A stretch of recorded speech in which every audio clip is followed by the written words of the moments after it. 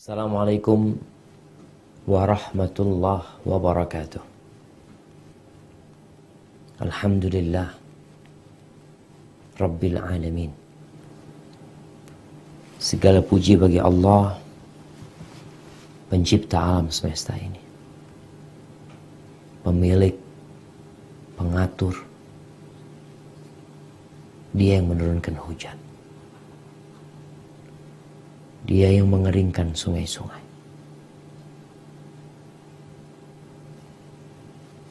Dialah Allah Azza wa Jalla yang memberi dan yang melarang. Wa bihi nasta'in ala umuri dunya waddin. Dan dengannya kita meminta pertolongan dalam menghadapi urusan dunia. Apapun problematika yang kita hadapi, apapun kesulitan yang sedang kita lalui, maka hanya dengannya kita meminta pertolongan.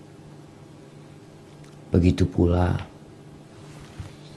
urusan agama. Kita meminta pertolongan kepada Allah Azza wa Jalla.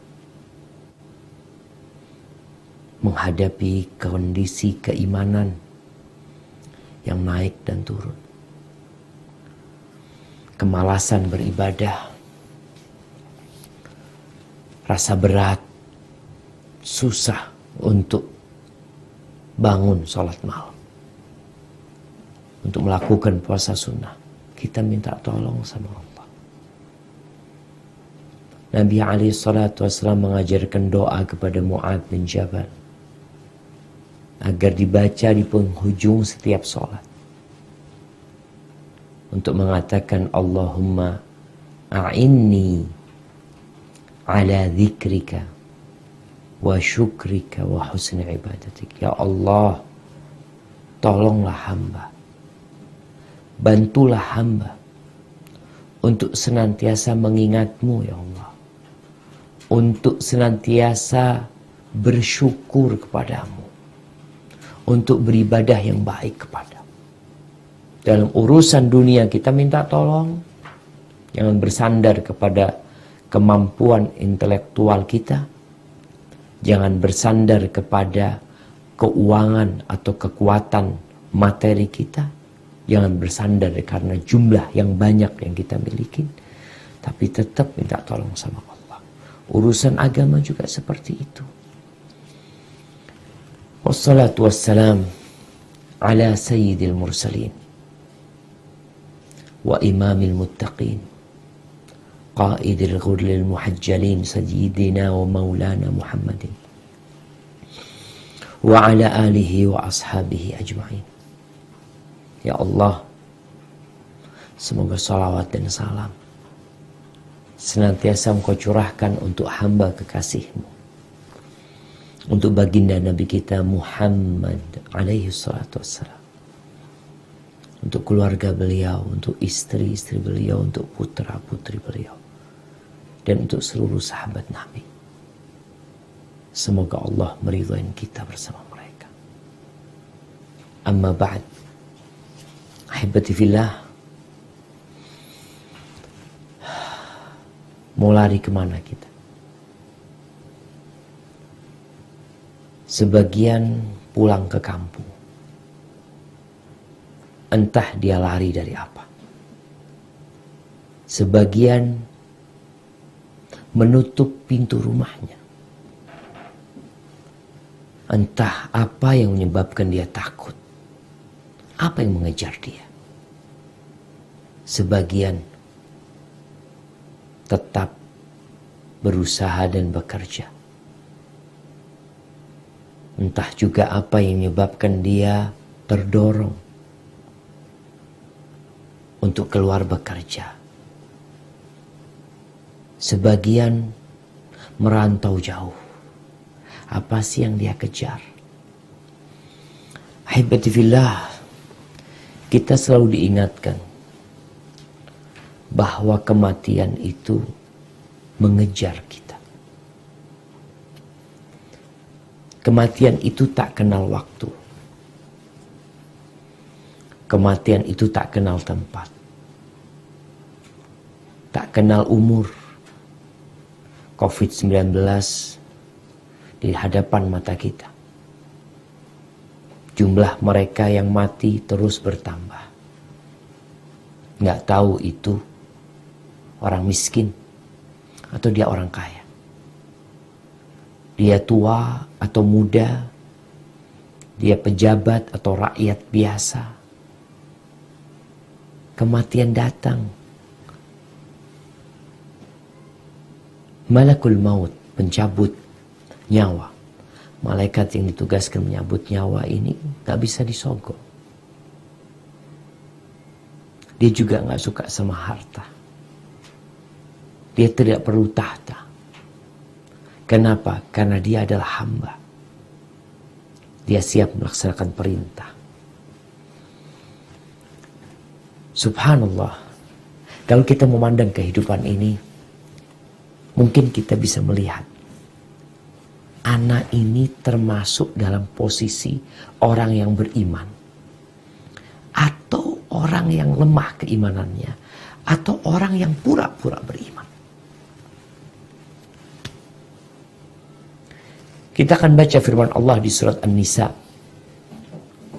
ayat 77-78. Bagaimana kondisi tatanan masyarakat yang hidup di masa Rasul SAW.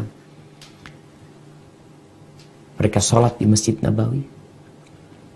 Mereka berkumpul dengan manusia-manusia mulia seperti Abu Bakar As-Siddiq, Umar bin Khattab, Uthman bin Affan, Ali bin Abi Thalib. Tapi bagaimana kondisi keimanan mereka tatkala menghadapi musibah, tatkala menghadapi petaka, tatkala ada perintah yang harus dikerjakan, bagaimana sikap dia? Ada yang banyak ngomong. Kerjanya komentar. Apa saja dia komentari. Tatkala peristiwa itu datang kepada diri dia, baru dia kebingungan. Nah, saya akan bacakan firman Allah di surat An-Nisa ayat 77-78. Qurannya dibuka. Allah berfirman, A'udzu billahi minasyaitonir rajim. Alam tara ila alladhina qila lahum kuffu aydiyakum wa aqimus salata wa atuz zakah falamma kutiba alaihimul qitalu idza fariqum minhum yakhshawna an-nas ka khasyatillahi aw ashadda khasyah wa qalu rabbana lima katabta alaina al-qital لولا أخرتنا إلى أجل قريب قل متاع الدنيا قليل والآخرة خير لمن اتقى ولا تظلمون فتيلا. Kata Allah Azza wa Jalla, tidaklah engkau memperhatikan orang-orang yang dikatakan kepada mereka, tahanlah tanganmu dari berperang, laksanakanlah sholat, dan tunaikanlah zakat. Ketika mereka diwajibkan berperang, tiba-tiba sebagian mereka, itu golongan orang-orang munafik, takut kepada manusia, takut kepada musuh, seperti takutnya kepada Allah. Bahkan lebih takut dari itu. Mereka berkata, wahai Rabb kami, mengapa engkau wajibkan berperang kepada kami? Mengapa tidak engkau tunda kewajiban berperang kepada kami beberapa waktu lagi? Katakanlah, kesenangan di dunia itu hanya sedikit, dan akhirat itu lebih baik bagi orang-orang yang bertakwa, mendapat pahala turut berperang, dan kamu tidak akan dizalimi sedikit. Sebelum kita lanjutkan ke ayat yang 78. Ada manusia yang suka ngomong. Ketika Allah katakan kepada mereka, kalian dirikan sholat, kalian tunaikan zakat. Mereka ini ngomongnya, kapan kita berjihad? Kapan kita angkat senjata? Kapan kita menghadapi musuh? Sampai kapan kita hidup tertindas seperti ini? Ngomongnya seperti itu. Jadi mukmin ini harus sadar. Kita dikasih sama Allah Azza wa Jalla 2 telinga, 2 tangan, 2 kaki. Dan Allah kasih kita 1 lisan, 1 lisannya. 1 cuma. Agar engkau mendengar lebih banyak daripada berbicara dengan lisanmu. Dengan 2 tangan agar engkau berbuat lebih banyak daripada ngomong doang. Dengan 2 kaki yang Allah berikan kepadamu dan 1 lisan agar engkau melangkah lebih banyak daripada berbicara. Kalau disuruh dengerin, laksanakan. Gak banyak bertanya. Ini kelompok manusia yang pura-pura taat, yang penampilannya begitu indah, ngomongnya selalu kapan berperang, kapan berjihad. Ketika diwajibkan berperang, apa kata mereka? Nggak siap mereka. Karena selama ini ngomong doang. Alhamdulillah, perintah-perintah Allah kerjain. Kita nggak tahu dengan apa yang bakal terjadi. Tapi tatkala kita beramal berbuat, kita memiliki persiapan. Ketika datang perintah Allah, contohnya diwajibkan berperang, orang-orang beriman akan mengatakan sami'na wa ata'na. Orang-orang munafik takut mati. Yang awalnya ngomong gede, setelah diwajibkan perang, malah bertanya kepada Allah, lima katabta alaina al-qital laula akhartana ila ajalin qarib. Kalau engkau tunda sedikit supaya kita, nih yang bujangan masih bisa menikah, nih yang belum punya anak bisa punya anak, nih yang belum pernah menikmatin dunia dapat menikmatin dunia. Maka Allah katakan, qul, katakan kepada mereka, mata'ud dunya qalil. Kenikmatan dunia ini sedikit. Kalau semua kenikmatan dunia diberikan kepadamu, sedikit kenikmatan dunia. Wal akhirah khair liman ittaqa. Akhirat itu lebih baik buat orang yang bertakwa, yang takut sama Allah, yang melaksanakan perintah. Kalian gak akan dizalimin. Gak akan sedikit pun. Gak akan. Kemudian Allah sebutkan di ayat 78. Allah mengatakan, Aynama takunu yudrikumul maut. Walau kuntum fi burujim musyayyada. Wa in tusibhum hasanatun yaqulu hadhihi min indillah. Wa in tusibhum sayyi'atun yaqulu hadhihi min indik. Qul kullum min indillah. فَمَا لِهَؤُلَاءِ الْقَوْمِ لَا يَكَادُونَ يَفْقَهُونَ حَدِيثًا. Kata Allah, kalian kan takut sama mati. Kalian berpikir kalau perang bisa mati. Kalau di rumah nggak bisa mati. Kata Allah, dimanapun kamu berada, kematian akan mendapatkan kamu. Dia berlari di belakang. Kendati pun kamu berada di dalam benteng yang tinggi, yang kokoh. Itu orang-orang munafik, jika mereka memperoleh kebaikan, mereka mengatakan ini dari sisi Allah. Dan jika mereka ditimpa suatu keburukan, mereka mengatakan ini dari engkau, Muhammad. Katakanlah semuanya datangnya dari sisi Allah. Maka mengapa orang-orang itu, orang-orang munafik hampir-hampir tidak memahami pembicaraan sedikit pun. Ada orang dikasih tahu, diceramain, nggak paham. Engkau mau kemana? Mati itu datang. Mau di rumah. Orang pikir kalau di rumah nggak mati, datang kematian. Berapa sering? Mungkin lebih sering kita mengeluarkan orang mati dari rumah daripada mengeluarkan orang mati dari rumah sakit. Tapi kita usaha, naam, kita berusaha. Ingin nggak kena penyakit COVID-19, naam, dia pakai sarung tangan. Dia pakai alat pelindung, Masya Allah. Tapi tetap, kalau harus datang ke rumah. Usaha dilakukan.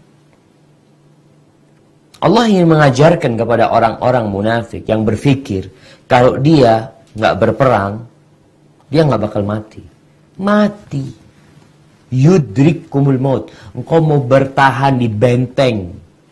Buruj itu salah satu maknanya bintang-bintang. Mau pindah ke Mars. Mau bikin pemukiman di sana, mau bikin perumahan supaya nggak mati. Mati. Engkau naik ke Mars, matinya itu ikut lari juga ke sana. Engkau masuk kamarmu, ketika waktumu tiba, la yastaqdimuna sa'atan wa la yastakhirun. Datang waktunya, nggak bisa diundur. Cuma mereka nggak paham. Kalau dapat musibah, oh ini gara-gara engkau cari kambing hitam. Ada yang seperti itu. Nggak perlu menyalahkan siapa-siapa. Allah sudah menetapkan segalanya. Wa ma asabakum min musibatin fa bima kasabat aydikum. Kalau engkau tertimpa musibah itu gara-gara engkau. Sebabnya engkau. Allah yang menurunkan, tapi engkau menjadi penyebabnya. Gara-gara dosa yang engkau kerjakan. Di surat Az-Zumar ayat 42, Allah menjelaskan tentang kematian ini. Supaya kita tahu,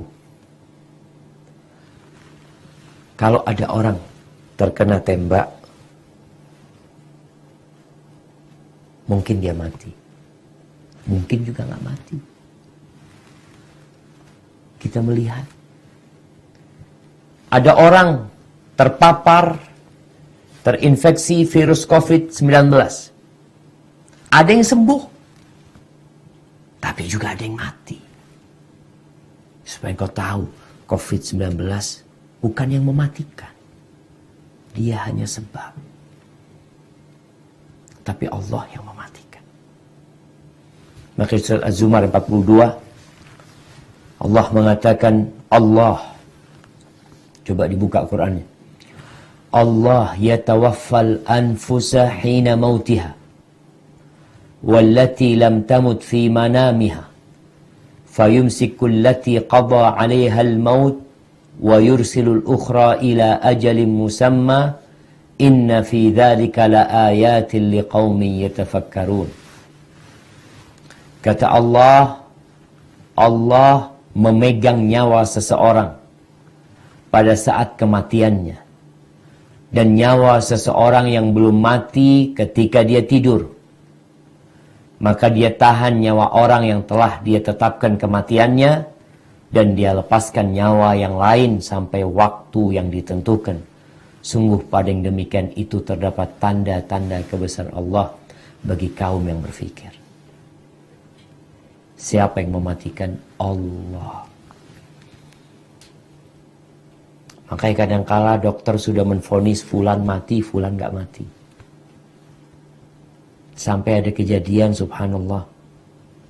Nih, seorang perempuan menikah dengan seorang laki-laki. Keluarganya kurang setuju sebenarnya dengan pernikahan tersebut. Ya ada yang tidak cocok dengan laki-laki tersebut. Subhanallah dapat berapa waktu lakinya itu sakit. Sakit parah yang sudah, ya udahlah dokter memvonis akan segera mati tuh orang. Apa yang terjadi? Pihak keluarga perempuan, mereka mengumpulkan uang di antara mereka untuk membelikan rumah. Buat siapa? Belikan rumah buat anak perempuan mereka.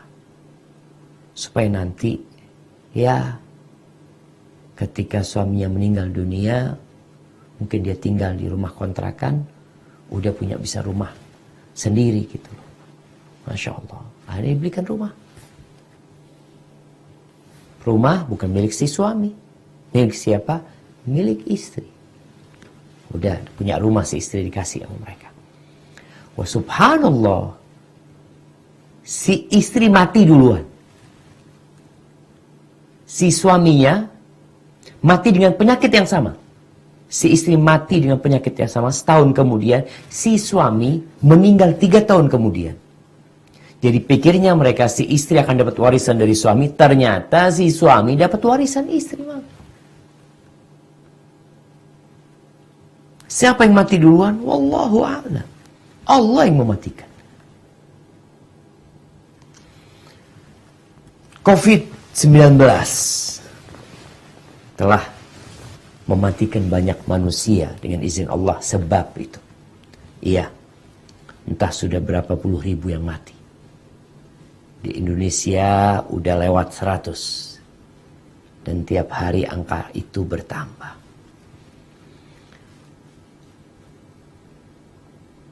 Krisis kesehatan ini, pandemi mungkin, telah membuat krisis ekonomi global. Banyak orang-orang di PHK. Banyak orang-orang tidak bekerja. Perusahaan-perusahaan bangkrut. Ya, krisis ekonomi. Yang mengantarkan sebagian orang bunuh diri. Tadi pagi Anda baca berita. Tadi pagi. Hubungannya dengan COVID-19. Bermasalah kepada ekonomi yang menyebabkan mati.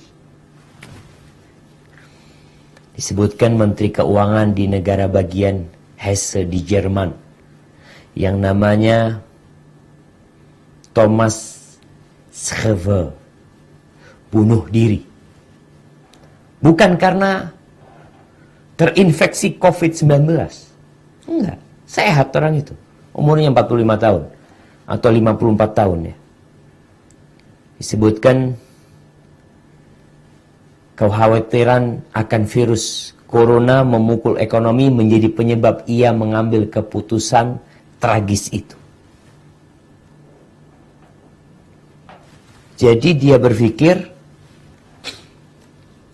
corona ini menyebabkan ekonomi hancur, dia terbebani, masalah rizki. Akhirnya dia bunuh diri. Ada lagi yang bunuh diri karena takut. Ada perawat di Jerman disebutkan di Italia bunuh diri karena dia terinfeksi, dia takut menularkan. Akhirnya dia milih bunuh diri. Dia pikir kalau dia mati dia nggak nularkan. Pendek sekali pandangan dia. Di Indonesia juga ada WNA yang seperti itu. Jamaah rahimakumullah, ketahuilah kalau bicara rizki,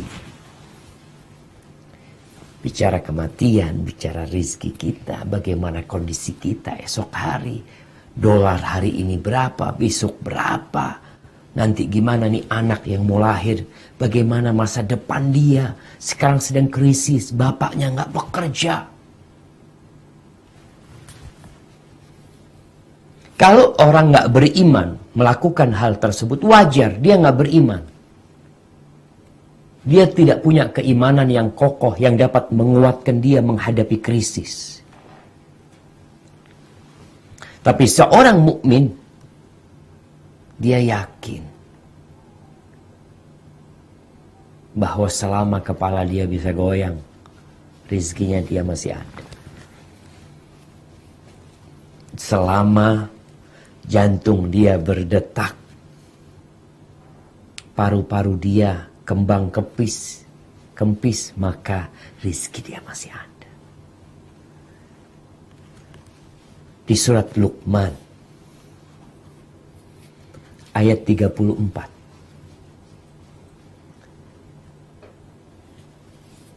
Allah Azza wa Jal menanamkan kepada kita tentang kebesaran Allah dan kelemahan kita. Kalau tadi bunuh diri karena faktor ekonomi, gak mampu, engkau gak akan mampu. Kita manusia yang lemah. Kalau Ana berpikir, Ana punya anak 6. Yang satu sudah, yang 2 di pondok dengan biaya besar. Kalau Ana berpikir, Ana yang memikul, Ana gak mampu. Angkat tangan. Tapi itu 6 anak itu makhluk Allah Azza wa Jalla. Allah yang membuatkan mereka lahir.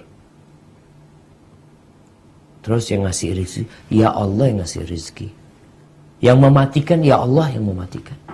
Aku cuma usaha, sisanya aku serahkan sama Allah SWT. Baik, kita baca surat Luqman ayat 34. Allah mengatakan, Innallaha indahu ilmus sa'ah wa yunazzilul ghaith wa ya'lamu ma fil arham wa ma tadri nafsum madza taksibu ghadan wa ma tadri nafsum bi ayyi ardin tamut innallaha alimun khabir. Sesungguhnya hanya di sisi Allah ilmu tentang hari kiamat. Dan Dia yang menurunkan hujan dan mengetahui apa yang ada dalam rahim. Dan tidak ada seorang pun yang dapat mengetahui dengan pasti apa yang akan dikerjakannya besok. Dan tidak ada seorang pun yang dapat mengetahui di bumi mana dia akan mati. Sungguh Allah Maha mengetahui, Maha mengenal. Ahibati fillah, kapan bumi ini hancur? Akan hancur bumi ini? Iya. Udah dekat? Udah dekat. Kapan? Allah yang tahu. 20 tahun lagi? Allahu a'lam. 50 tahun lagi? Wallahu a'lam. Nggak tahu.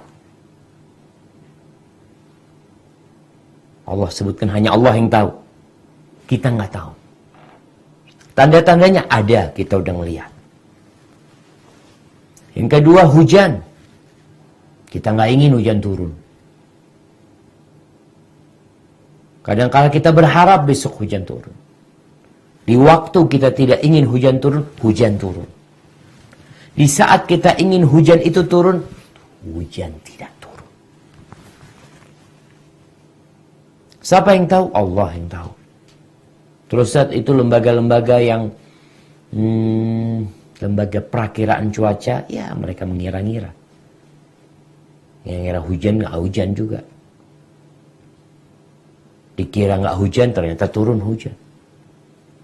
Mereka mengira. Yang tahu pastinya Allah Azza wa Jalla. Yang di rahim. Siapa yang tahu? Allah.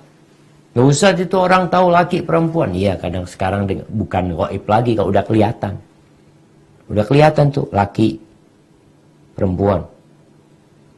Tapi keluar hidup atau mati, nggak ada yang tahu. Nanti dia umur berapa, menikah, nggak ada yang tahu. Rizkinya dia nggak ada yang tahu.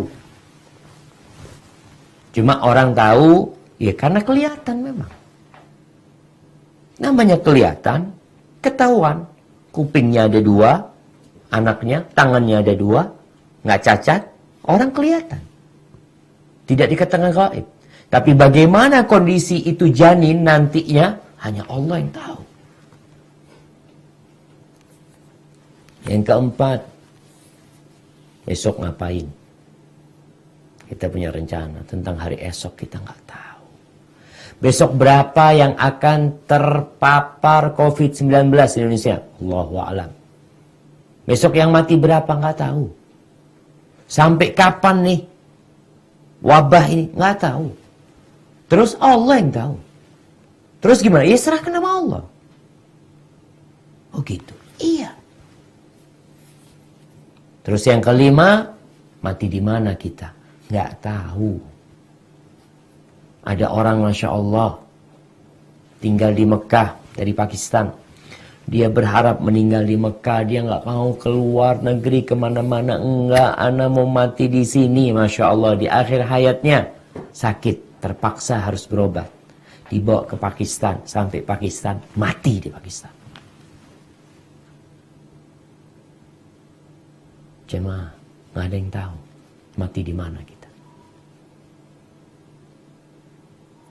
Ada orang yang sedang naik pesawat, udah booking hotel, udah kontak temennya, ana landing jam sekian, kita makan siang di restoran ini, malam nanti kita ada meeting, siap semuanya, mobil nungguin di bandara, tunggu tuh pesawat, gak pernah turun tuh pesawat. Satu pesawat mati. Kita nggak tahu. Maka Allah katakan innallaha alimun khabir. Allah itu maha tahu. Allah itu mengenal semua dengan detail. Kita nggak tahu. Maka jangan takut. Hari esok serahkan nama Allah. Kalau kita berpikir nanti gimana Ustaz lebaran nanti. Anak nggak kerja, ini mau lahiran anaknya, ya bekerja tuh. Terus Ustaz, tapi apa? Rezeki itu nggak bisa dihitung. Kalau gaji bisa dihitung nominalnya, rezeki. Siapa yang tahu? Kadang-kadang kau duduk di rumah, Masya Allah ini. Nggak kebayang anak Masya Allah. Semalam nih cerita rezeki. Kita lagi di rumah, habis Isya datang. Tahu-tahu ada pizza yang datang jemaah. Masya Allah. Nggak kebayang anak. Maka rezeki nggak bisa dihitung. Mau dihitung gimana rezekimu? Kadang-kala ada yang ngasih permen sama engkau. Kadang-kala ada yang ngasih roti. Ini rezeki. Kadang-kala ada yang transfer fulus. Nggak tahu kita jemaah. Maka serahkan sama Allah. Hanya Allah yang tahu. Berkaitan dengan rizki, sebagaimana tadi kita berbincang, ajal ini mengejar kita kemanapun kau pergi. Engkau sekencang apapun, engkau berlari, dia di belakang, terus belakang. Ternyata rizki juga sama. Jadi mati sama rizki ini juga mengejar kita. Nggak perlu khawatir kalau gitu.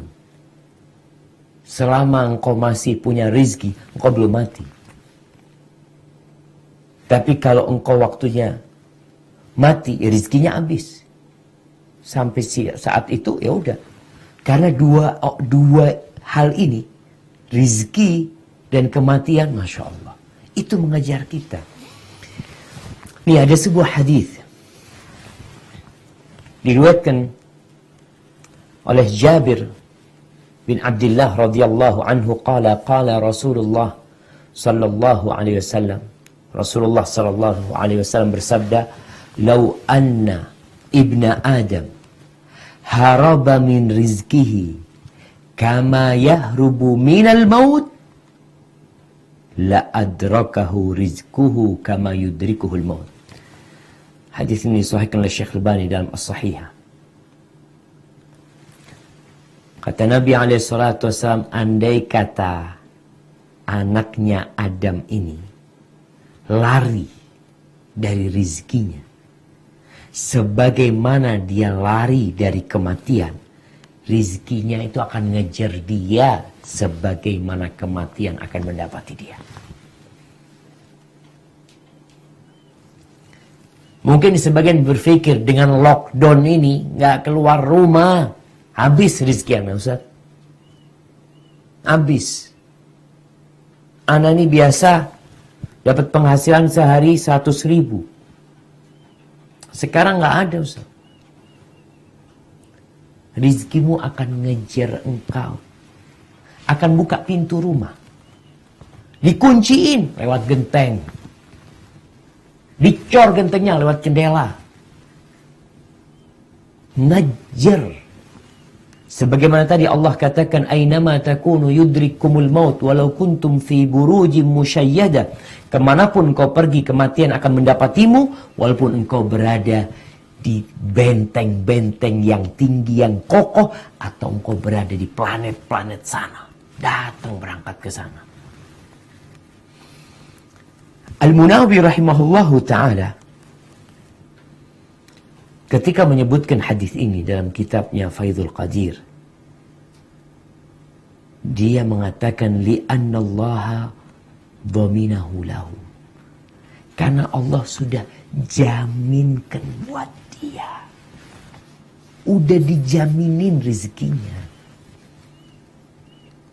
Tapi kalau antum menjaminkan diri ke lembaga-lembaga takmin, asuransi, ke lembaga-lembaga asuransi, ke sana, apakah mesti dapat? Belum tentu dapat. Ngurus capek nggak keluar fulusnya. Kan lembaga itu cari fulus sebenarnya. Allah nggak cari rizki. Allah nggak minta kita cari rizki buat Allah, nggak, Allah yang kasih. Maka Allah sebutkan di surat Hud ayat 6. Coba dibuka Qur'annya. Kita ini hari ini sudah mulai fokus baca Qur'an, persiapan Ramadan. Allah udah jaminin. Apa kata Allah di surat Hud ayat 6? Allah mengatakan, wa ma min dabbatin fil ardi illa 'ala Allahi rizquha wa ya'lamu mustaqarraha wa mustawda'aha kullun fi kitabim mubin. Kata Allah, dan tidak satupun makhluk yang bergerak, makhluk yang bernyawa di bumi, melainkan semuanya dijamin Allah rizkinya. Dia mengetahui tempat kediamannya dan tempat penyimpanannya. Semua tertulis dalam kitab yang nyata, yakni Lauhul Mahfuz. Udah dijamin. Jangan galau. Jangan resah. Jangan panik. Nih, teman-teman yang di Jakarta mulai panik mereka.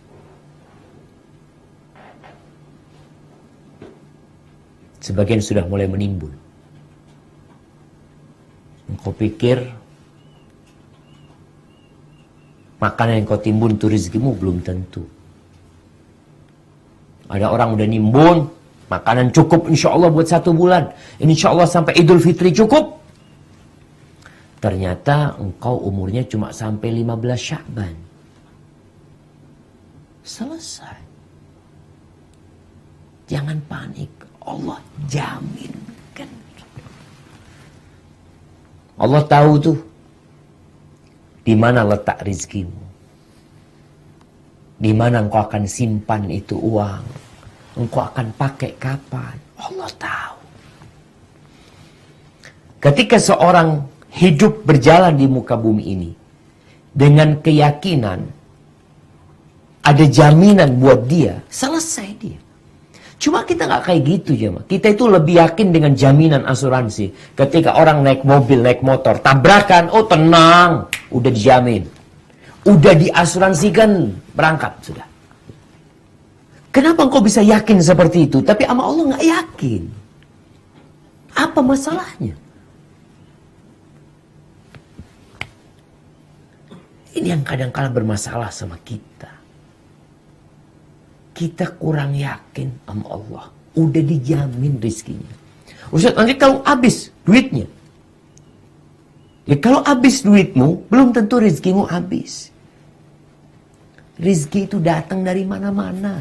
Dari atas. Jadi kalau mengejar kita rizki itu, ya bukan hanya dari belakang. Masya Allah. Ada orang yang lapar. Dia nggak kebayang udah mau makan apa. Duduk di rumahnya. Tahu-tahu ada tetangga yang ngetuk pintu. Assalamualaikum. Waalaikumsalam. Ahlan wa sahlan. Kaif halak? Khair, alhamdulillah. Afwan ini anak masak kebanyakannya. Antum harap nerima ini. Masya Allah. Bukan harap nerima. Hada rizik kada. Lewat tetangga datangnya. Tapi rezekimu mau lewat tetangga, mau lewat siapa, akan ngejar engkau. Kalau itu milikmu, nggak akan tertukar. Subhanallah, Allah tidak hanya menjamin, tapi Allah bersumpah. Kalau ada orang mengatakan aku jamin sudah. Kayak tadi kita bicara asuransi. Orang itu percaya karena udah taken ini itu macam-macam. Kadang kala mereka kabur, mereka bohong juga umpamanya. Belum lagi ada unsur riba di sebagiannya. Ini Allah sumpah. Masih nggak yakin sama sumpah Allah. Coba dibuka firman Allah Azza wa Jalla di surat Adz-Dzariyat ayat 22-23. Apa kata Allah? A'udzu billahi minasyaitonir rajim. Kata Allah, "Wa fis samaa'i rizqukum wa ma tu'adun. Fa wa rabbis samaa'i wal ard innahu la haqq mithla ma annakum tantiqun."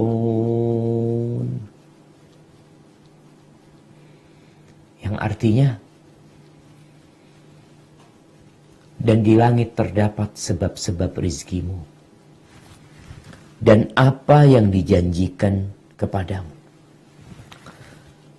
Maka demi Tuhan langit dan bumi, sungguh apa yang dijanjikan itu pasti terjadi seperti apa yang kamu ucapkan. Wallahi jemaah, Allah sumpah. Rizki kalian pasti akan kalian dapatkan. Rizki kalian itu bukan di motor kalian. Rizki kita itu bukan di kantor kita. Bukan di toko kita. Bukan di sawah kita. Bukan di lautan. Rizki kita itu di sana, di atas sana. Wa fis samaa'i rizqukum. Dan Allah bersumpah. Orang kalau rizkinya, umpamanya dia berpikir rizkinya ana Ustaz ada di dompet, dompet ana hilang, dicopet orang. Kau berpikir habis rizkimu? Lah, rizkimu di sana. Dan dia akan ngejar engkau. Berapa banyak kita melihat saudara-saudara kita yang kehilangan handphonenya. Balik tuh handphone. Balik. Kehilangan motornya. Kehilangan dompet tasnya. Berisi uang puluhan juta. Balik kalau rizki. Dia akan ngejar. Tapi kalau nggak rizki, engkau mau cari, engkau mau menangis, nggak datang. Subhanallah, ayat ini benar-benar perlu kita renungkan. Kapan saat ini? Saat semua orang di rumah, apalagi yang udah lockdown, yang udah warungnya nggak buka, tokonya nggak buka, ada pembatasan jam kerja. Orang jualan yang seharusnya dia 8 jam, sekarang jualan 3 jam. Dia berpikir, ya Allah, 3 jam anak biasanya dapat 1 juta. 3 jam dapat berapa nantinya? Belum harus bayar tokonya, bayar ini, bayar itu. Rizkimu di sana. Tumbuhkan di hatimu keyakinan.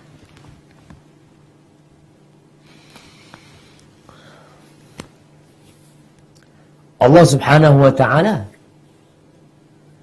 bahkan memerintahkan agar orang bertawakal. Bertawakal. Menyerahkan semuanya kepada Allah. Dengan perintah yang begitu mendalam. Dan Allah juga memberikan peringatan. Coba dibuka. Surat Al-Furqan. Ayat 58. Nih. Allah mengatakan. وَتَوَكَّلْ عَلَى الْحَيِّ الَّذِي لَا يَمُوتُ وَسَبِّحْ بِحَمْدِهِ وَكَفَى بِهِ بِذُنُوبِ عِبَادِهِ خَبِيرًا. Dan bertawakallah kepada Allah yang hidup, yang tidak mati. Dan bertasbihlah dengan memujinya. Dan cukuplah dia maha mengetahui dosa hamba-hambanya. Allah sampai katakan, Allah itu nggak mati. Jangan takut. Jangan bergantung dengan yang fana. Bergantung dengan sesuatu yang akan hilang. Makanya Nabi Ibrahim alaihissalam, ketika beliau berdialog dengan kaumnya, yang sebagian menyembah bintang, sebagian menyembah rembulan, sebagian menyembah mentari. Dia katakan, oh, kalian menganggap ini bintang nih, bintang Mars, Tuhan. Tenggelam itu bintang. Aku nggak suka dengan yang hilang. Lihat, bulan, oh bulan lebih besar, ini Tuhanku. Kalian anggap itu Tuhan. Ia tenggelam, menghilang, menjadi kecil-kecil kemudian hilang. Mentari pun seperti itu. Makhluk. Jangan bergantung dengan makhluk. Jangan pernah bersandar dengan apa yang berada di tabunganmu. Bersandar sama orang tua. Orang tuanya mati. Terus gimana? Wa fis samai rizqukum wa ma tu'adun. Jangan takut.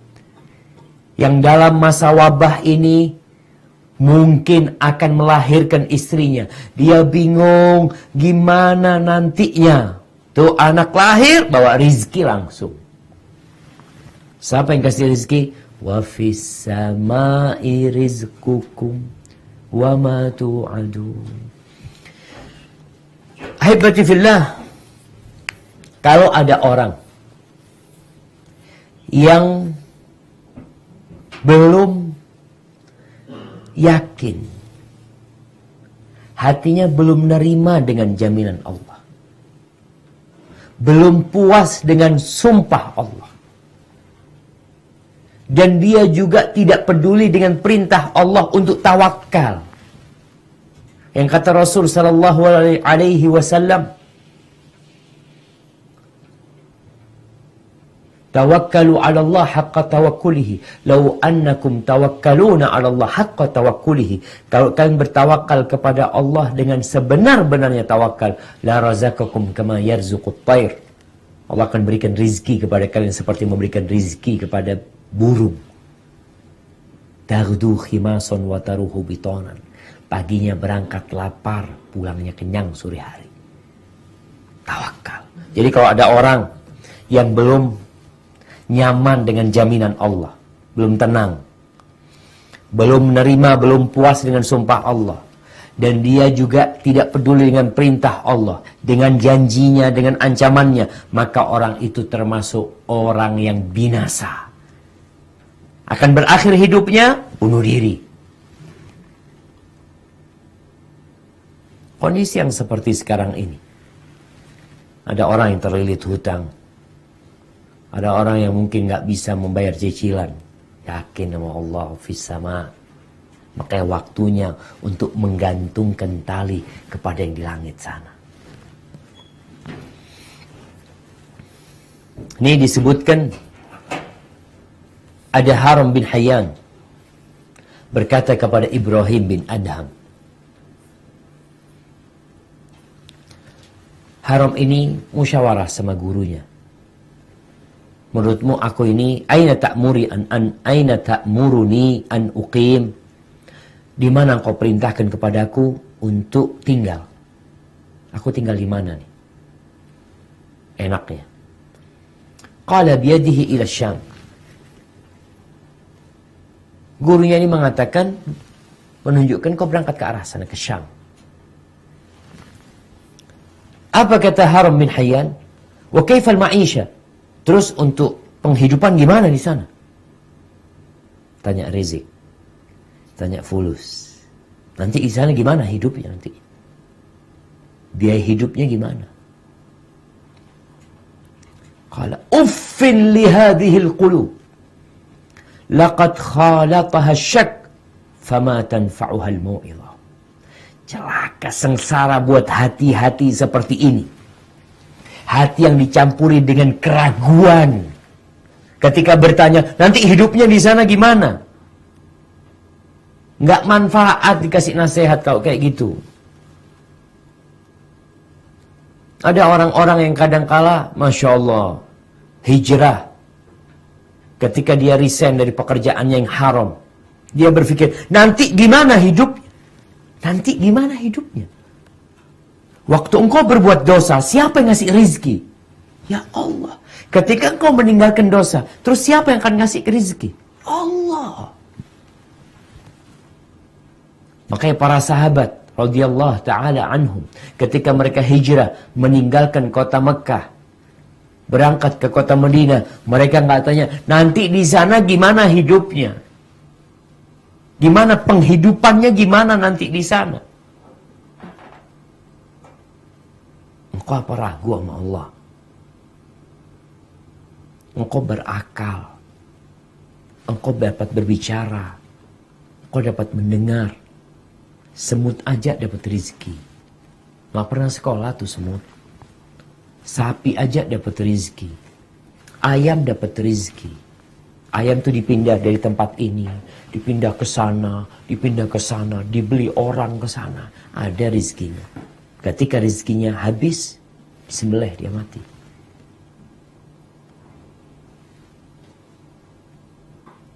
Tapi memang ada banyak hati yang tidak percaya dengan takdir ilahi. Allah udah tentukan. Dalam hadis yang diriwayatkan Imam Bukhari dan Muslim, Rasulullah sallallahu alaihi wasallam bersabda, "Inna ahadakum yujma'u fi batni ummihi 40 yawman, thumma yakunu 'alaqatan mithla dhalik. ثم يكون مضغة مثل ذلك ثم يبعث الله ملكا فيؤمر بأربع كلمات برزقه وأجله وشقي أو سعيد." Tuh proses terjadinya janin dari mulai darah kemudian jadi mudghah, kemudian nanti jadi dalam bentuk yang lainnya. Yang awalnya mani, darah, kemudian jadi daging, kemudian berbentuk wujud manusia. Ketika berumur 120 hari Allah kirimkan malaikat. Ngapain malaikat ini? Nyatat janin itu umur 120 hari, malaikat datang catat, oh janin ini umurnya hanya 2 hari. Catat. Mati 2 hari, lahir 2 hari, meninggal dunia. Rizkinya dia akan minum susu ibunya hanya 3 kali. Dia akan dapat susu tambahan dari rumah sakit sekian. Selesai. Dapat itu semua, mati. Dicatat semua. Dia masuk surga atau masuk neraka, udah ada ketentuannya. Terus kenapa beramal? Kenapa beramal? Memang disuruh beramal. Kan udah dicatat. Engkau kan nggak tahu dengan catatanmu. Kita nggak tahu sama rezeki kita. Kenapa ada orang merantau? Karena nggak tahu sama rezekinya. Kenapa antum belajar? Kenapa antum melamar kerja? Datang bawa lamaran kerja, buka usaha ini, buka usaha itu. Kenapa? Karena antum nggak tahu rezekinya di mana. Kita disuruh beramal. Lakukan sebab tersebut. Tapi engkau akan dapatkan 100% rezekimu. Nggak akan berkurang. Loh Ustaz, ana seharusnya Ustaz gaji itu 10 juta Ustaz. Gara-gara COVID-19 dipotong. Jadi 5 juta. Nah, gaji 5 juta. Apakah rezekimu terpotong? Engkau nggak tahu. Mungkin ada rezeki yang lain. Engkau dapat 10 juta, tapi terinfeksi COVID-19. Mau? Oh enggak, sudah Ustaz. Ya Alhamdulillah. Ana 5 juta di rumah, Alhamdulillah nggak sakit. Masya Allah. Ada orang yang gajinya 10 juta. Akhir bulan tinggal 1 juta. Ada orang yang gajinya 100 juta. Akhir bulan habis uangnya, masih punya utang. Kita nggak tahu. Dia sakit, harus berobat, bayar sekian. Mobilnya rusak, motornya rusak, anaknya terkena bencana ini itu. Udah ditulis, udah dicatat. Terus gimana? Jangan ambisi dunia. Kenapa jangan ambisi dunia? Namanya kita udah tahu rezeki kita berapa. Jalanin nih. Umur kita berapa tahun? Ana nggak tahu, Ustaz. Ya Ana juga nggak tahu. Mungkin umur ana 43 tahun 10 hari. 43 tahun 3 hari. Mungkin 50 tahun. Mungkin umur ana, mungkin hari ini ana meninggal dunia. Ana nggak tahu. Terus yang pasti mati akan datang dan dunia akan kita tinggalkan. Yang kau tumpuk, yang kau timbun, ya ada orang Masya Allah punya uang kumpulin, tahu-tahu mati, selesai urusan dia. Rezekinya bukan rezeki dia itu. Rezeki siapa? Mungkin ahli warisnya. Ahibati fillah, Rasul sallallahu alaihi wasallam mengatakan, "Man kanatid dunya hammahu, ja'alallahu faqrahu baina 'ainai." Barang siapa yang ambisinya dunia, yang dipikirkan dunia, yang dicatat tentang dunia, yang diimpikan tentang dunia, yang dicita-citakan dunia, semua urusan dunia yang ada dalam benak dia. Jadi kalau otaknya dibuka, cuma dunia. Bangun tidur untuk dunia, tidur untuk dunia, olahraga untuk dunia, berjalan untuk dunia, makan untuk dunia, semua untuk dunia. Hammahud dunya, ja'alallahu faqrahu baina 'ainai. Allah akan jadikan kefakiran di hadapan mata dia. Habis ini. Kena COVID-19 ini gimana? Bunuh diri akhirnya. Ketakutan. Krisis ekonomi yang berdampak.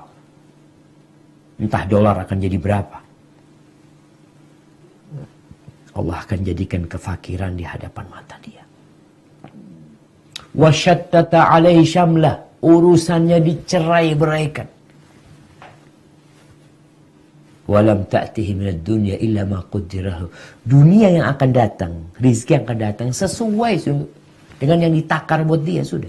Selesai, itu yang kau akan dapatkan. Nggak lebih, nggak kurang. Maka kenapa kita harus berambisi dunia, lelah, capek?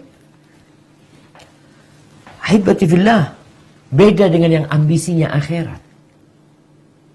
Dalam kondisi COVID-19 ini seharusnya membuat kita kembali ke akhirat. Dunia akan berakhir. Tempat-tempat hiburan udah ditutup. Nanti ada hiburan yang abadi, yang halal. Tempat-tempat wisata juga kayak gitu. Uangmu gak berguna. Engkau punya uang 1 miliar, mau naik pesawat, kata pesawatnya nggak terbang. Tutup, mau masuk ke sebuah negara, negara yang ngomong tutup negaranya, bawa duitmu. Wa man kanatil akhirah hamma, barang siapa yang akhirat yang menjadi ambisi dia. Engkau punya uang sekarang, alhamdulillah, kita mau bantu nih orang-orang yang susah, bantu. Yang mungkin mereka nggak bisa keluar rumah, atau para tim medis, bantu. Kau punya uang nih, aku mau cari akhirat nih, kesempatan nih. Katanya untuk cari akhirat itu bersodakoh di musim-musim yang sulit, itu pahalanya besar. Ya, dia bekerja berusaha untuk akhirat, dia buka usaha, buka toko buat akhirat. Ja'alallahu ghinahu fi qalbi. Allah akan jadikan kekayaan itu di hati dia, jamaah. Kaya dia, jamaah. Kalau kita buka dadanya, Masya Allah, penuh dengan emas, perak, semuanya. Hatinya kaya raya. Walaupun mungkin cincin pun tidak ada yang menghiasi jarinya. Pergelangan tangannya pun tidak ada emas atau tidak ada jam yang dia pakai. Tapi hatinya kaya, jemaah. Wa'atathu dunya wa hiya raghimah. Dunia datang, dipaksa datang, hina nih dunia. Datang kepada dia. Haibati fillah. Kalau nggak salah ini ucapan Al-Imam Syafi'i. Beliau mengatakan, memberikan nasihat nih kepada kita. Wa rizquka laysa yanqusuhu ta'anni wa laysa yazidu fir rizqil ana'u wa la huznun yadumu wa la sururun wa la bu'sun 'alayka wa la rakha'u. Idza ma kunta dha qalbin qanu'in fa anta wa malikud dunya sawa'u. Beliau mengatakan rizkimu tidak akan berkurang karena engkau telat, terlambat. Rizkimu nggak akan berkurang karena telat. Kita naik motor nih, aduh telat ya. Kalau rizki nggak akan berkurang. Tapi kalau nggak rizki, engkau mau ngebut, Anda ini orang jam sekian ini itu datang ke sana, katanya ada barang yang dijual. Mungkin kau mau beli karena harganya murah, kau udah ngebut sampai sana, aduh baru 1 menit dibeli orang. Kau mau ngebut, mau capek kalau bukan rezekimu, ya bukan rezeki. Tapi orang terlambat, kena lampu merah, dia punya janji jam 4 sore. Kata pemilik barang, Mas, jam 4 nggak datang, Anda jual ke orang. Iya, siap. Berangkat. Lihat jam, lampu merah. Allah, macet. Jam 4 kurang 5. Ketemu macet lagi. Allahu Akbar. Hasbi Allah ni'mal wakil. Sampai situ jam 4:30. Datang. Orang itu, Mas, Ana udah jual ke orang. Tapi nggak ada yang beli. Kayaknya rezeki antum. Itu rezeki. Wala huznun yadum wala sur. Nggak ada kesedihan yang abadi, nggak ada. Kesenangan yang terus-terusan nggak ada. Dunia ini berputar. Hari ini kau di atas, besok di bawah. Hari ini kau senang, Masya Allah. Kesenanganmu tidak akan berlalu lama. Engkau bersedih. Kesedihan itu juga nggak lama. Entar lagi hilang. Wala bu'sun 'alaika wala rakha. Engkau susah, nggak lama susahmu. Begitu pula orang yang hidupnya senang, yang banyak hartanya, nggak lama juga. Kau akan kehilangan semuanya. Waktunya akan tiba. Kita dikejar oleh takdir itu. Tinggal percaya nggak engkau? Ajal mengejar kita, rizki mengejar kita. Idza ma kunta dza qalbin qanu. Kalau engkau memiliki hati yang puas, yang menerima dengan takdir Allah Azza wa Jalla, fa anta wa malikud dunya sawa. Engkau bersama raja dunia ini sama. Kalau hatinya nerima. Irda bima qasamallahu lak. Ridholah dengan apa yang Allah sudah bagikan buat engkau. Takun aghanan nas. Engkau akan jadi orang paling kaya, kata Rasulullah sallallahu alaihi wasallam. Ahibbati fillah. Juga nih, kalau nggak salah ucapan Imam Syafi'i lagi, untuk mengobatin hati kita, agar kita semakin yakin bahwa rizki kita mengejar kita sebagaimana ajal kita mengejar kita. Kamu di rumah sakit, keluar dari rumah sakit kalau belum waktunya mati. Tapi kalau waktunya mati, engkau di rumah belum dibawa ke rumah sakit, udah mati. Rizki juga seperti itu. Apa kata Al-Imam Syafi'i? Wa ayqantu anna Allah la syakka raziqi. Tawakkaltu fi rizki ala Allahi khaliqi. Enggak, ini kebalik ini jemaah. Tunggu anda bacakan.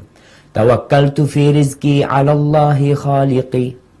Wa ayqantu anna Allah la syakka raziqi. Wa ma yaku min rizki falaysa yafutuni. Walau kana fi qa'il biharil awamiqi. Sayati bihillahul azimu bifadlihi. Walau lam yakun minni lisanu binatiqi.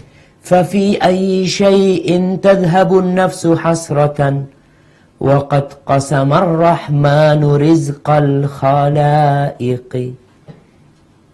Beliau mengatakan, aku serahkan, aku bertawakal kepada Allah dalam rizkiku. Kenapa? Allah yang menciptakan aku. Allah yang menciptakan aku dan Dia yang menjamin rizkiku, maka aku bergantung sama Allah. Aku yakin dan aku serahkan sama Allah. Allah akan kasih rizki sama aku. Apa yang jadi rizkiku tidak akan tertukar. Apa yang menjadi rizkimu tidak akan luput dari dirimu. Nggak akan pindah ke toko sebelah. Orang ini kalau memang dia datang bawa rizki kita, nggak akan pindah ke toko sebelah. Dia tungguin toko kita. Tutup. Tertulis sedang sholat di masjid. Melihat dari jauh sedang sholat ke masjid. Orang berpikir, Ustadz, kalau nanti anak tutup, itu pelanggan pindah ke toko sebelah. Yang ngasih rezeki engkau siapa? Ketika engkau yakin, mau tutup, sholat, bismillah, berangkat. Tahu-tahu orang datang. Bang, anak datang tadi pas azan, anak lihat tutup, ya anak sholat juga. Masya Allah. Engkau ngajarkan orang sholat, rezekimu gak tertukar. Walau kana fi qa'il biharil awamiki, walaupun rizkiku itu berada di dasar lautan yang dalam, sayati bihillah, Allah akan datangkan rizki itu jemaah. Wallahi jemaah, kalau itu rizkimu dari dasar lautan akan dikeluarkan, akan dibawa oleh orang, akan dibungkus. Kalau itu mutiara, itu akan diikat menjadi kalung. Kemudian suatu hari itu mutiara akan mengetuk rumahmu dan akan kau letakkan di leher istrimu. Kau itu rezekimu. Akan datang Allah yang akan keluarkan dari dasar lautan itu. Yakin, sayati bihillahul azim bifadlihi. Walau lam yakun minni lisanu binatik. Walaupun lisanku nggak ngomong apa-apa, kalau itu rizkiku datang. Datang. Terus kata beliau, terus kenapa kita harus merana? Kenapa masih ada yang jiwanya hidup dalam kegalauan? Kenapa? Padahal Allah sudah bagi-bagi rizki itu. Ahibati fillah, Rasulullah sallallahu alaihi wasallam bersabda dalam hadis yang diriwayatkan oleh Ibnu Majah, Ahmad dan Tabrani,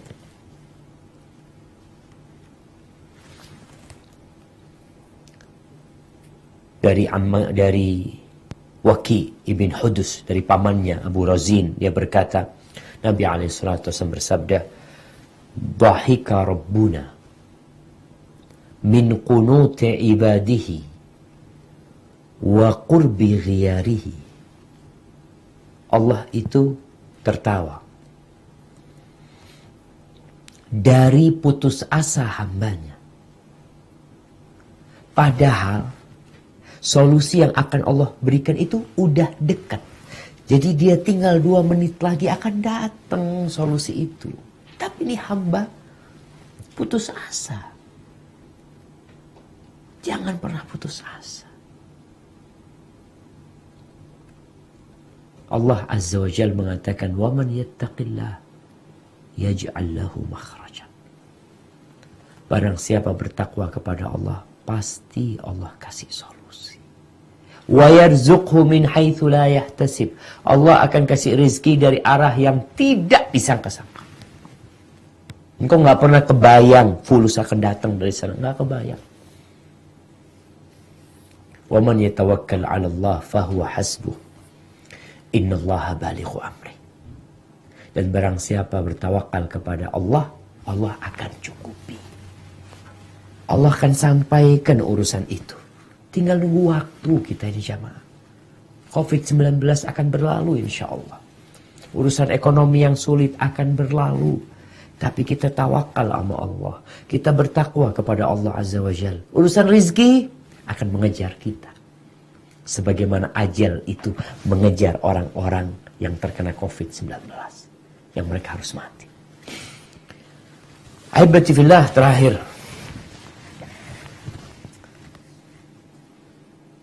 Musibah. Yang sudah ditetapkan oleh Allah menimpa kita. Maka dia akan menimpa kita. Walaupun keluarga kita tidak mau dan tidak menginginkannya. Nih, ana akan membacakan sebuah athar. Tunggu sebentar.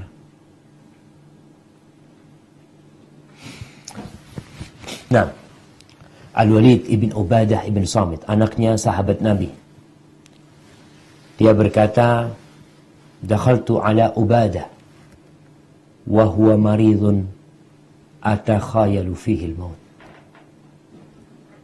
Anaknya mengatakan, aku masuk membesuk ayahku Ubadah dalam kondisi dia sakit. Dalam pandanganku kok kayaknya dia akan meninggal dalam sakitnya ini. Faqultu ya abatah awsini wajtahid li. Wahai ayahanda, nasihati aku ayahanda. Kasih aku wasiat ayah. Dan aku minta engkau bersungguh-sungguh serius ngasih nasihat aku.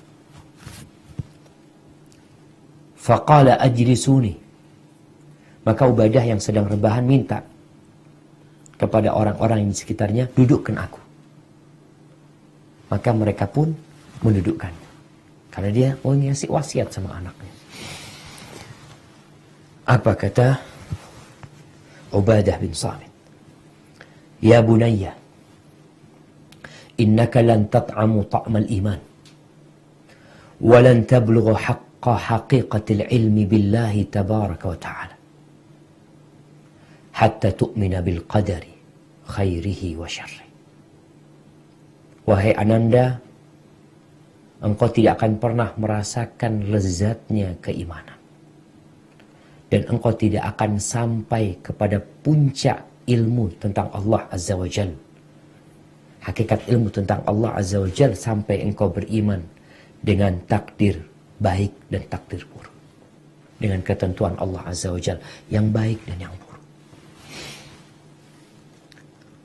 Qultu ya abatah, fakaifa li an a'lam ma khairul qadari wa syarruhu. Wahai ayahanda, gimana aku tahu dengan takdir Allah yang baik yang buruknya itu gimana? Qala ta'lam anna ma akhta'aka lam yakun liyusibaka wa ma asabaka lam yakun liyukhti'ak. Hendaklah engkau mengetahui. Ini kalau kepingin tahu gimana takdir baik dan buruk, hendaklah engkau tahu bahwa apa yang meleset darimu, memang dia tidak akan pernah menimpamu. Tapi apa yang menimpamu, maka itu sudah harus menimpamu dan tidak akan meleset darimu. Tidak akan meleset. tertimpa musibah, tertimpa sesuatu, yang baik dan yang buruk, rizki, atau bala, atau wabah, itu sudah ketentuan Allah Azza wa Jalla. Ya bunayya, wahai ananda, inni sami'tu Rasulullah sallallahu alaihi wasallam yaqul.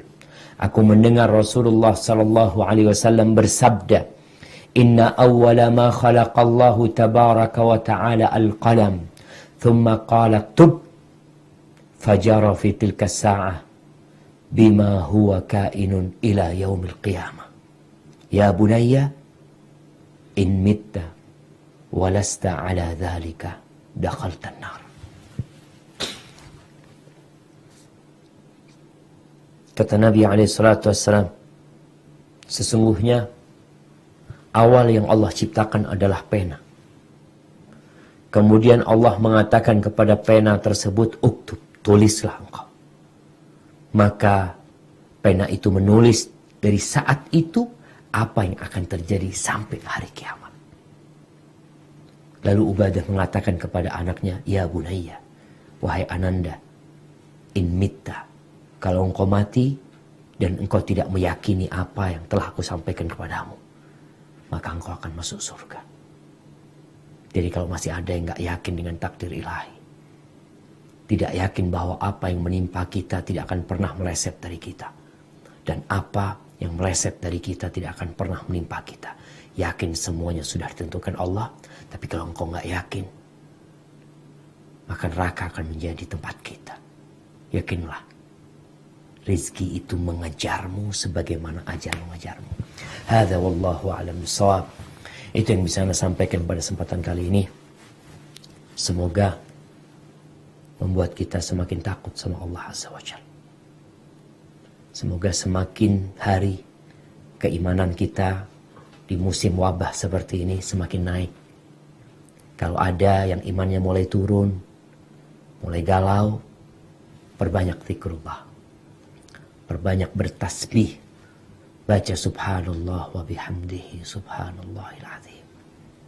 Baca 100 kali, 200 kali, 300 kali. Engkau sekarang dikasih waktu sama Allah untuk banyak-banyak mengingatnya. Mungkin kita masuk ke sesi tanya jawab.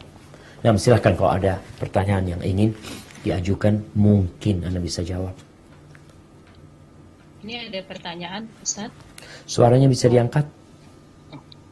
Ada pertanyaan, Ustaz? Ya. Bisa jelas ya. Assalamualaikum warahmatullahi wabarakatuh. Waalaikumsalam warahmatullahi wabarakatuh. Sesungguhnya anak kemarin tanggal 4 Sya'ban atau 29 Maret berencana menikahkan anak laki-laki kami dengan akad dan resepsi di gedung di Jakarta. Qadarullah wa masya'a fa'ala, melihat kondisi wabah COVID-19, akhirnya kami menunda akad dan resepsi sejak diumumkan larangan ada perkumpulan orang banyak. Sebenarnya ada niat Ana dan anak laki-laki Ana untuk menikahkan mereka di KUA saja. Tapi karena kami dan calon besan adalah keluarga besar, tetap saja ada akan hadir lebih dari 50 orang untuk menyaksikan akad anak-anak kami. Sedangkan KUA-nya pun kecil, tidak memungkinkan diizinkan dengan kehadiran orang di sana sebanyak itu. Akhirnya kami sepakati untuk menunda akad bersamaan dengan resepsinya di 15 Syawal.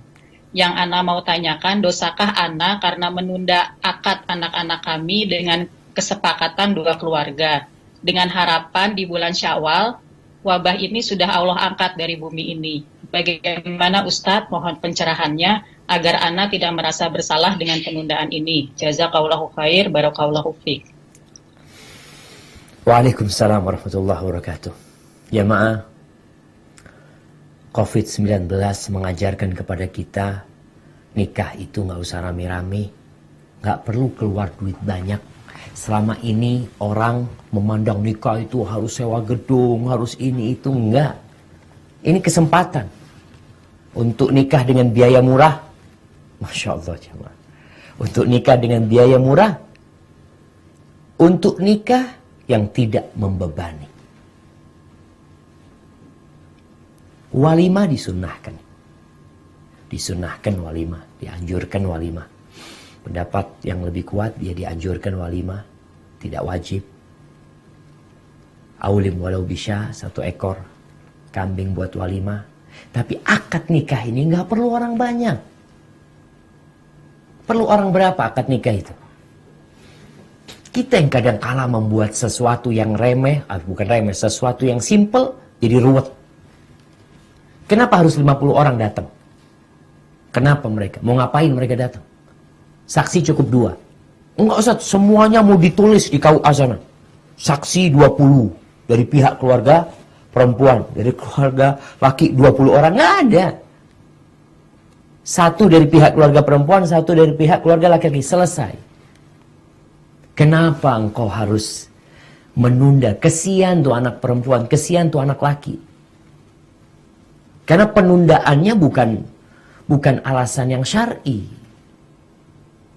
Alasannya walimah nanti, walimahnya ditunda. Akadnya kenapa harus ditunda? Cukup yang lainnya video call. Sekarang Masya Allah banyak aplikasi. Masya Allah banyak aplikasi. Semua lihat di rumah, akad nikah, live YouTube. Ini ada Zubair bisa bantuin live YouTube akad nikahnya. Semua bisa nonton.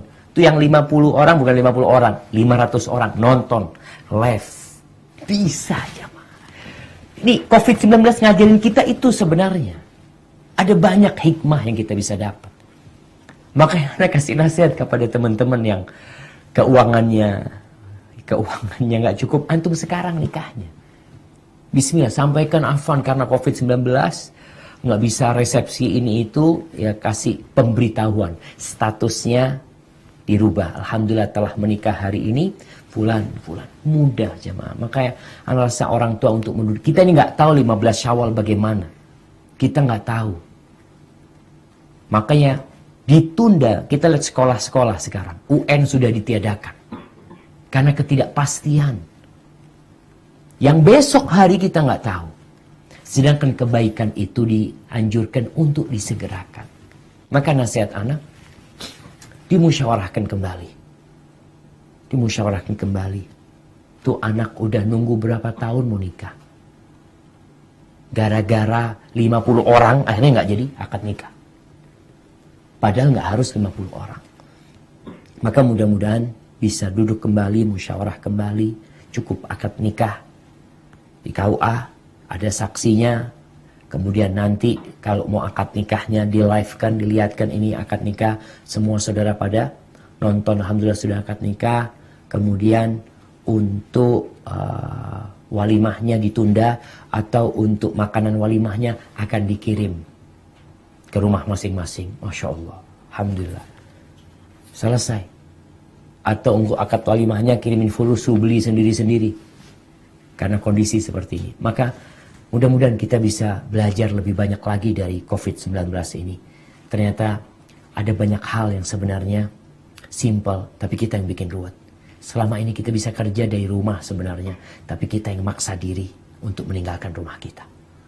Barakallahu fikum. Nah, Ustadz, pertanyaan selanjutnya.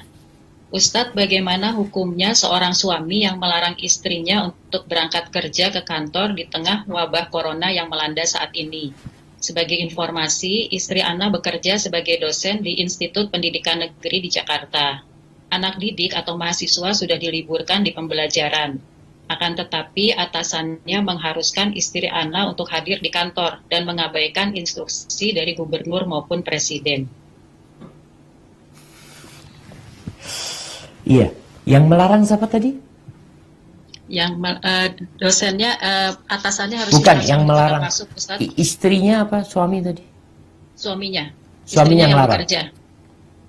Ya, kalau suaminya melarang, yang kerja ini suaminya, istrinya melarang. Istrinya yang bekerja, suaminya yang melarang. Oh, ya taat sama suami. Sami'na wa ata'na. Dilarang sama suami, taat. Ketika nanti bermasalah, dipecat sama atasannya, dipotong gajinya, ya nggak ada masalah. Karena dia taat kepada suami. Dan kita tahu kondisinya memang berbahaya sekarang ini. Dan kerjaan bisa dilakukan di rumah. Maka Ana rasa ketika pemerintah sudah menghimbau seperti itu, tapi masih ada yang menyalahin, tambah lagi suami melarang istrinya untuk keluar. Soal istri itu dilarang keluar sama suaminya, itu wajib taat. Apalagi cuma urusan kerjaan dan kondisinya memang sudah seperti ini. Maka nasihat ana buat istri itu taat dan patuh kepada suamimu. Sesungguhnya surga dan nerakamu di situ. Kata Rasulullah SAW. Innama huwa jannatuki au naruki. Barakallahu fiik. Nah, Pertanyaan selanjutnya, Ustadz. pilih. Sekarang kan ulil amri menyarankan untuk berdiam di rumah. Gimana? Sekarang ulil amri menyarankan untuk berdiam di rumah. Ya. Sementara suami ana bekerja di luar rumah. Bagaimana Ustadz? Apakah termasuk tidak mentaati ulil amri? Kalau perintah sholat di rumah ditaati, sedangkan pekerjaan itu tidak, bagaimana Ustadz? Nah, jadi berkaitan dengan pekerjaan. Jadi pemerintah alhamdulillah memberi himbauan. Ada pekerjaan-pekerjaan yang harus ditutup. Harus ditutup. Jadi intervensi pemerintah, pekerjaan itu ditiadakan. Maka selesai. Mereka yang membangkang, maka tatkala itu durhaka. Melawan apa yang sudah ditegaskan oleh pemerintah. Ada yang masih himbauan. Yang berupa himbauan ini, maka dilihat kondisinya. Apabila pekerjaan dia itu beresiko untuk menularkan, bukan dia tertular, tapi lebih menularkan. Karena virus ini dibawa oleh manusia. Maka kalau dia beresiko menularkan pekerjaannya karena nggak bisa social distancing, nggak bisa jaga jarak di sana ya, maka hendaklah dia taat keluar dari rumahnya. Tapi kalau kerjaan dia itu enggak, Ustaz, alhamdulillah kerjaannya bisa berjauhan dan arahan-arahan pemerintah tadi umpamanya harus pakai pakai kaos tangan atau harus cuci tangan, harus pakai masker, semuanya dia kerjakan itu insya Allah nggak masalah. Yang masih berupa himbauan. Kalau bicara sholat berjamaah, masalah sholat berjamaah di masjid ini, orang itu berkumpul. Yang kita nggak tahu mereka dari mana. Mereka berinteraksi dengan siapa. Dan kita berdekatan di sana. Kadangkala orang juga salaman di sana. Softnya kita tahu orang merapatkan soft. Maka hal inilah tempat wudhu. Kadangkala tempat wudhunya subhanallah ada yang air. Orang harus lewat air tersebut. Jadi kalau ada orang yang mungkin terinfeksi atau gimana, wallahu a'lam, maka perlu diperhatikan adanya sabun ini itu untuk mengurangi ya penularan COVID-19. Wallahu a'lam bishawab. Itu yang Anda tahu ya. Hadza wallahu a'lam bishawab. Nah,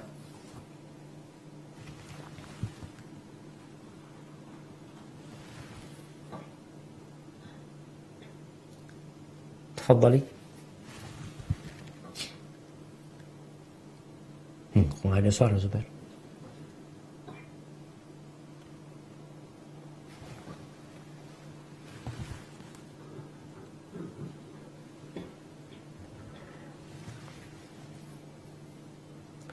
Assalamualaikum. Ahlan wa sahlan.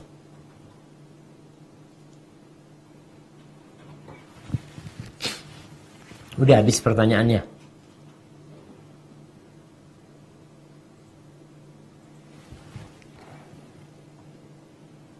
Nah, Ustadz? ya.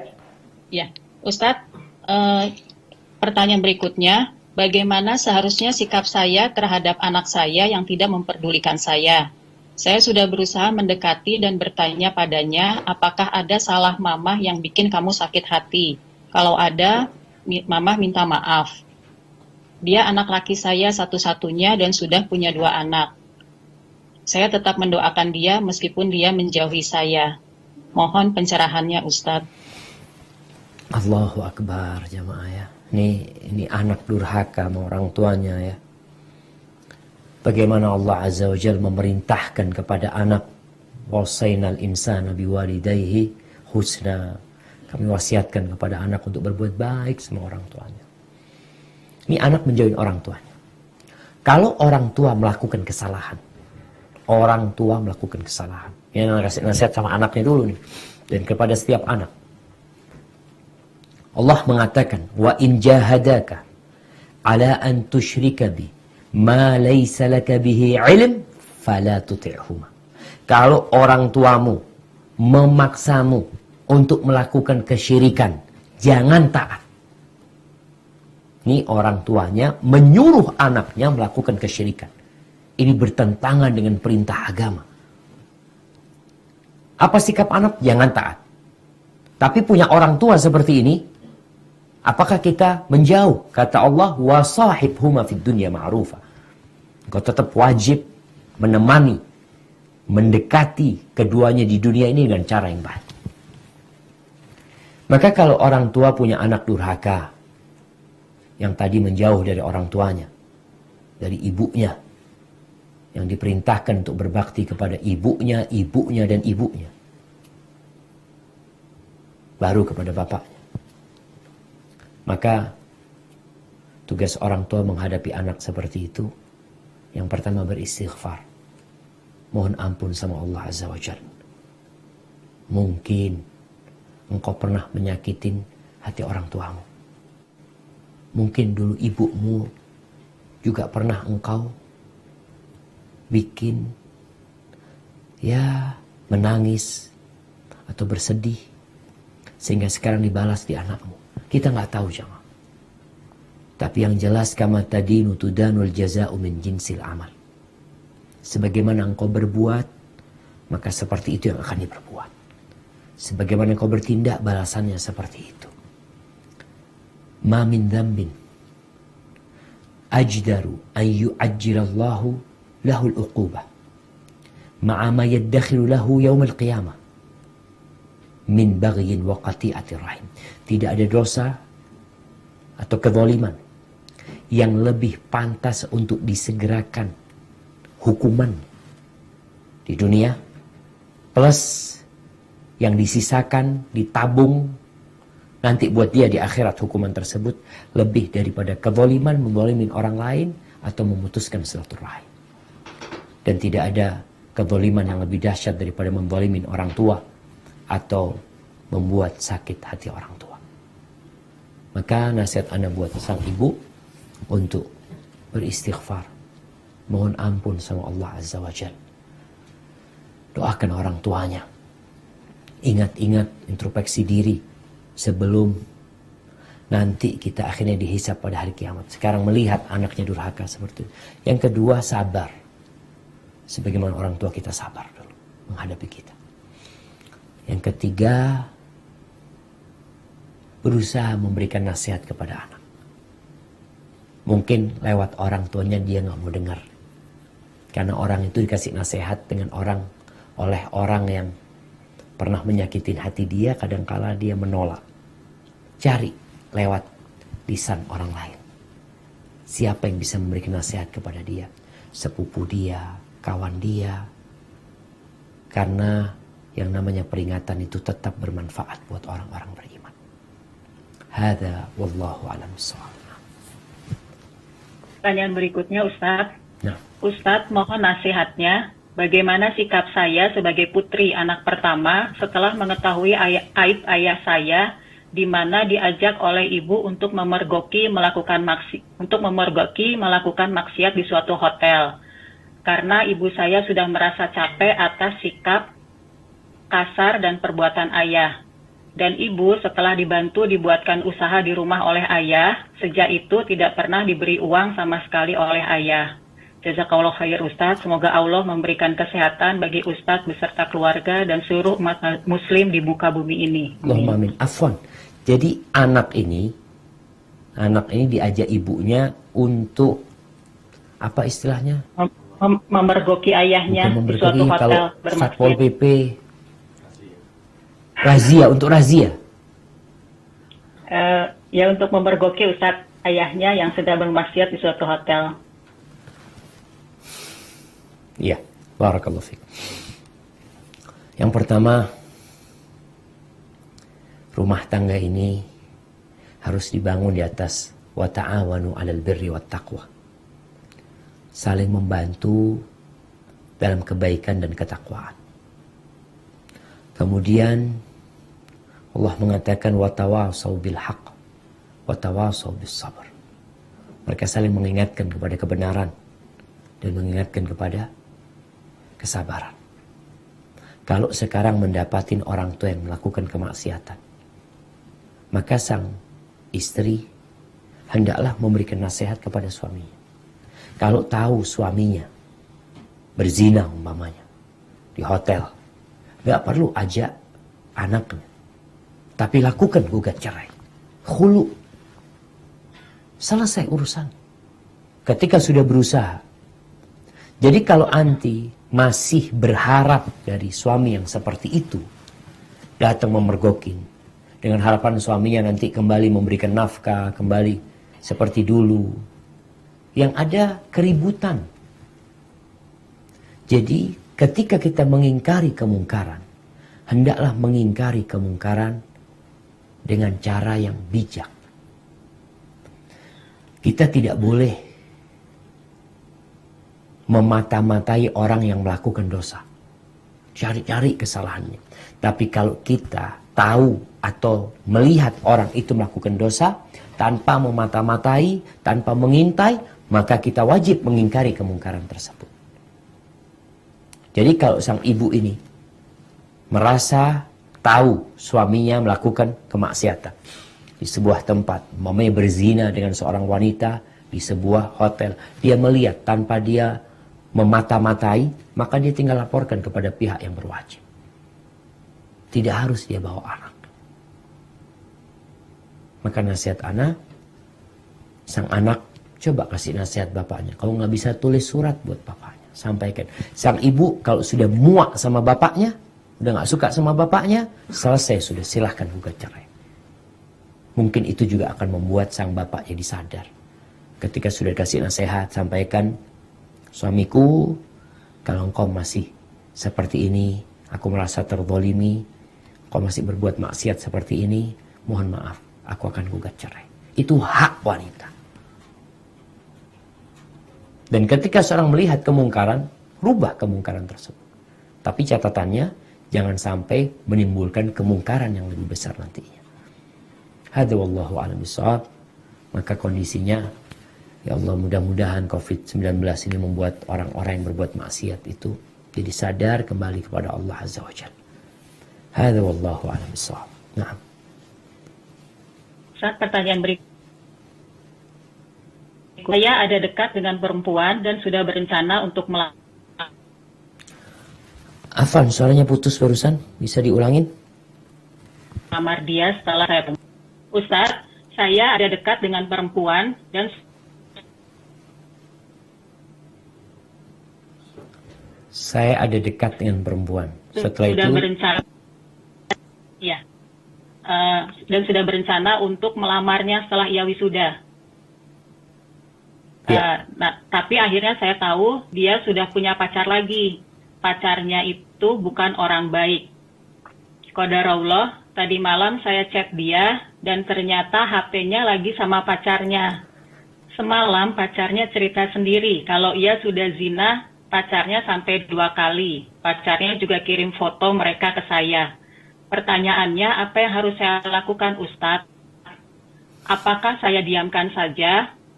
Saya sudah berpikir untuk menemui ayah dari si perempuan untuk mengadukan mereka supaya pacarnya bertanggung jawab atas perbuatannya dan supaya mereka tidak dicampakkan begitu saja. Nah, iya jemaah, ini kayaknya lakinya udah jatuh cinta sama tuh perempuan. Makanya jatuh cinta sebelum nikah itu berbahaya. Baik, nasihat ana. Yang pertama, antum sudah tahu dengan kondisi perempuan tersebut. Bukan pacarnya yang tidak baik, dianya juga bukan orang baik. At-thayyibat lit-thayyibin. Wanita yang baik-baik itu untuk laki-laki yang baik-baik. Sedangkan al-khabithat lil-khabithin. Perempuan yang buruk itu juga untuk perempuan, untuk laki-laki yang buruk.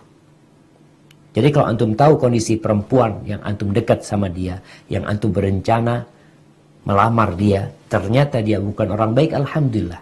Antum bersyukur sama Allah, Allah tunjukkan bahwa bukan pacarnya yang tidak baik, dianya juga tidak baik. Sama-sama dua orang ini bukan orang baik-baik. Maka silakan antum cari perempuan lain, lihat kesolehannya, jangan lihat wajahnya, jangan lihat kepintarannya, tapi lihat agamanya dan akhlaknya. Taib, ini sikap antum sebagai seorang muslim. Bagaimana sikap antum sekarang melihat kemungkaran? Antum mendapatkan dengan jelas mereka telah berzina, ini itu, ya antum sampaikan kepada orang tuanya. Sampaikan kepada orang tuanya, kondisi anaknya mungkin perlu diperhatikan, ini dan itu, antum kasih masukan buat orang tuanya. Kadangkala ada orang tua yang peduli, tapi ada orang tua yang nggak peduli. Dia dulu juga berzina sama pacarnya.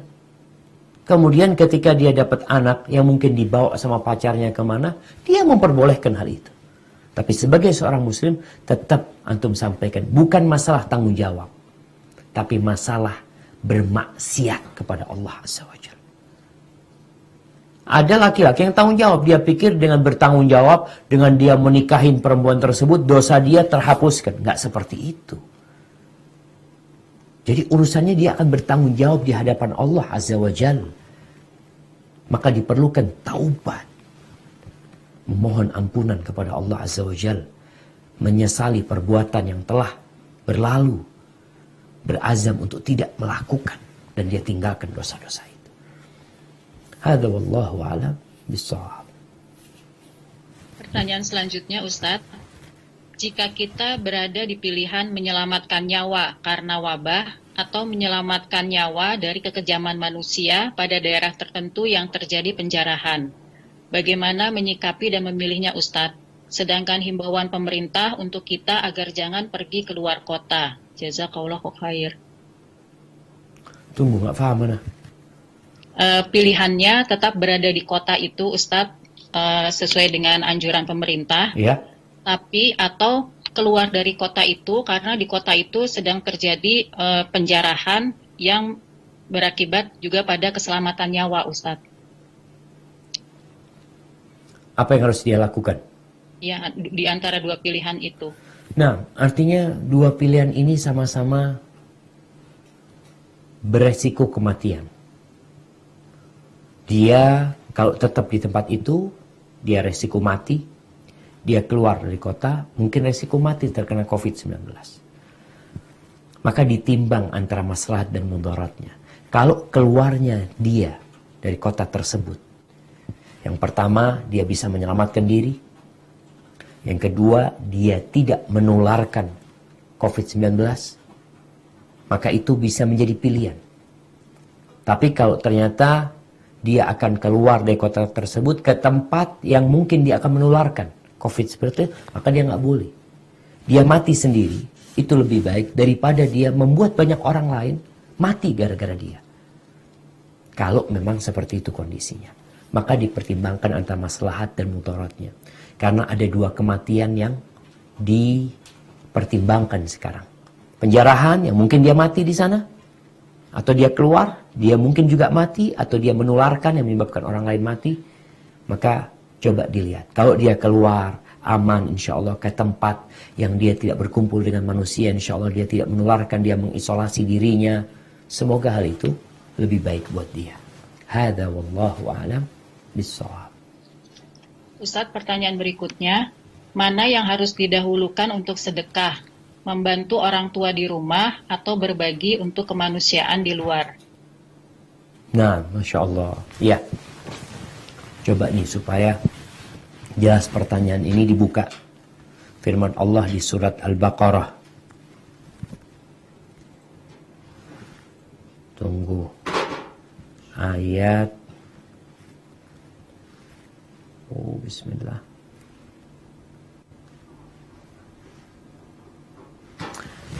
Nah, di ayat 215. Di ayat 215.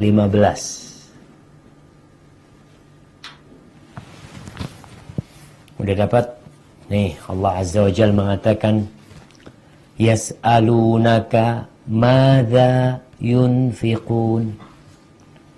Qul ma anfaqtum min khairin falil walidain wal aqrabin wal yatama wal masakin wabnis sabil wa ma taf'alu min khairin fa innallaha bihi alim.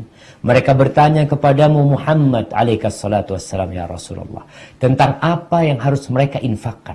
Katakanlah, harta apa saja yang kamu infakkan hendaknya diperuntukkan bagi kedua orang tua, kerabat, anak yatim, orang miskin, dan orang yang dalam perjalanan. Dan kebaikan apa saja yang kamu kerjakan, maka sesungguhnya Allah Maha mengetahui. Ini udah ada jawabannya. Jadi kalau mau berbuat baik, mana yang lebih utama? Orang tua.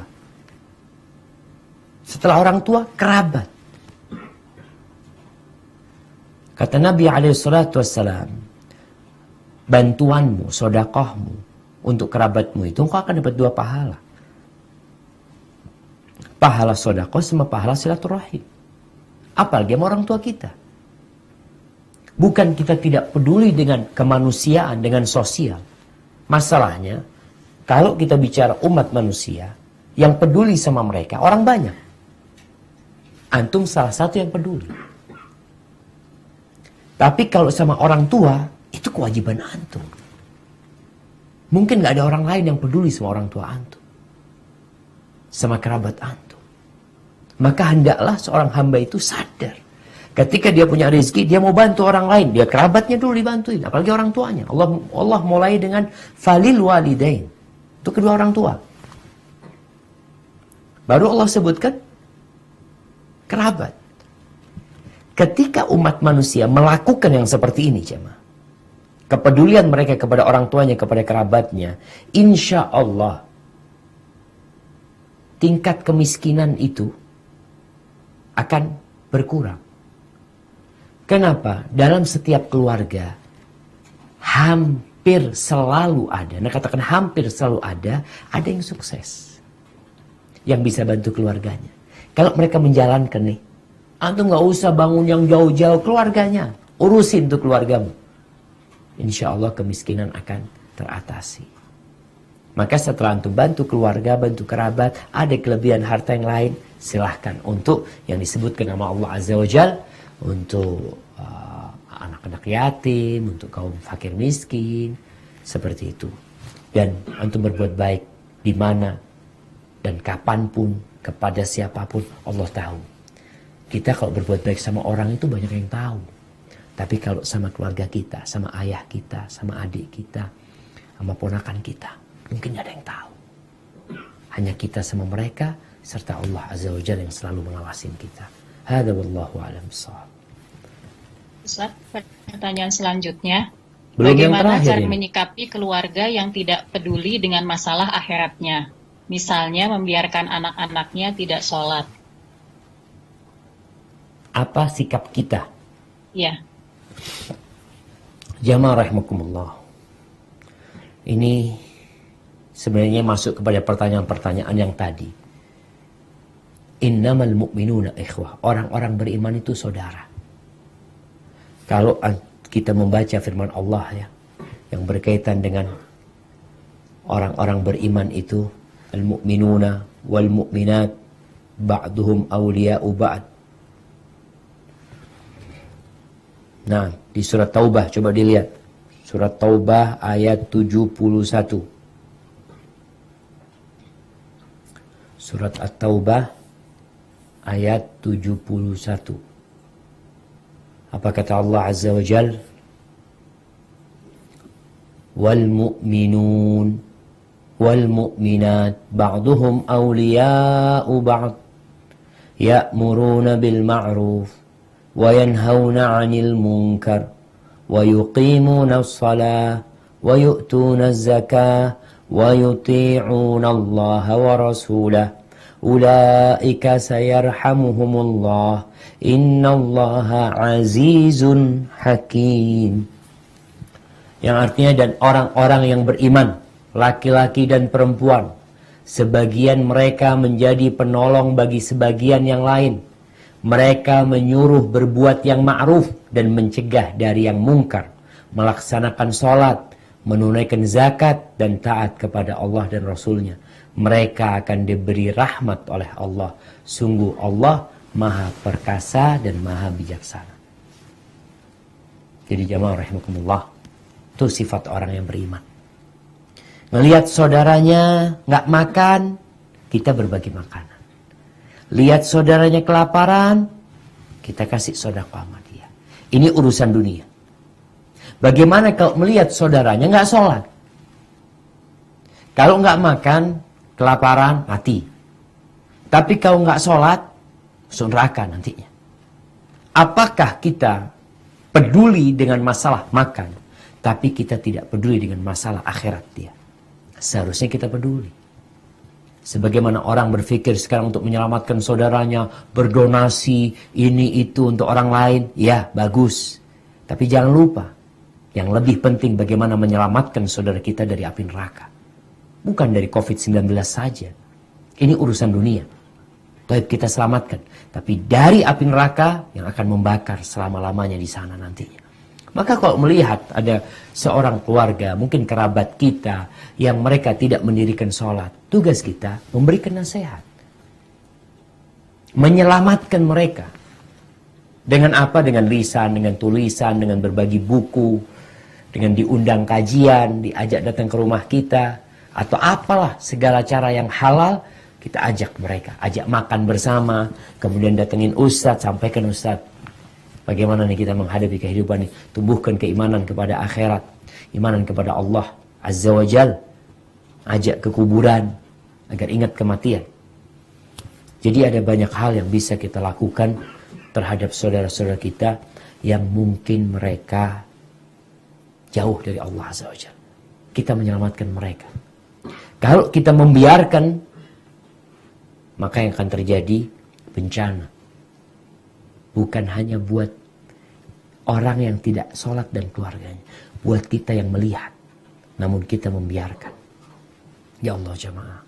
Semoga Allah menyelamatkan kita dari neraka. Mungkin itu menjadi pertanyaan terakhir kita pada kesempatan kali ini. Semoga Allah Azza wa Jal membimbing kita untuk taat kepadanya. Doakan saudara-saudara kita yang belum dekat sama Allah. Yang sakit hatinya didoakan. Yang sakit kena COVID-19 juga didoakan. Semoga kita mendapatkan Rabbana atina fid dunya hasanah wa fil akhirati hasanah wa qina adzabannar. Subhana rabbika rabbil izzati amma yasifun wa salamun alal mursalin walhamdulillahi rabbil alamin. Sampai berjumpa kembali, semoga senantiasa dalam lindungan ilahi. Wassalamualaikum warahmatullahi wabarakatuh.